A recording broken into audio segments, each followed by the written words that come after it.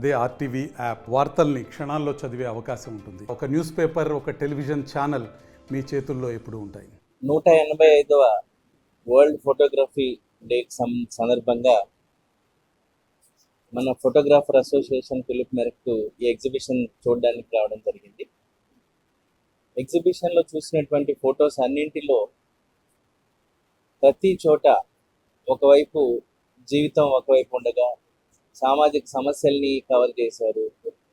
అదేవిధంగా ఇప్పటికీ సమాజంలో ఉన్నటువంటి కొన్ని దుర్గుణాలు, అంటే కొన్ని అవలక్షణాలని కూడా ప్రతిబింబించలేగా ఈ ఫోటోగ్రాఫర్ అసోసియేషన్ వాళ్ళు మంచి ఎమోషన్స్తో కూడినటువంటి ఫోటోగ్రాఫ్స్ అన్నిటిని ఎగ్జిబిట్ చేయడం జరిగింది.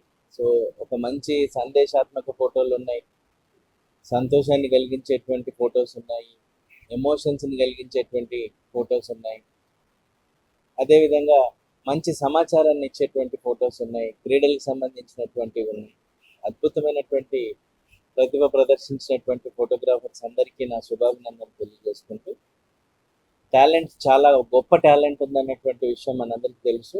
ఇది అంతర్జాతీయ వేదికల వరకు మన యొక్క ప్రతిభ ప్రతిబింబించేలాగా మీ యొక్క టాలెంట్ అందరూ వినియోగించుకొని మంచి ఆపర్చునిటీస్ వస్తూ ఉంటాయి. వాటన్నిటిలో పార్టిసిపేట్ చేసి విశాఖపట్నం నగరానికి కూడా మంచి పేరు తెస్తారని మనస్ఫూర్తిగా కోరుకుంటూ ఈ అవకాశం ఇచ్చినందుకు నా కృతజ్ఞతలు తెలియజేస్తాను. Thank you.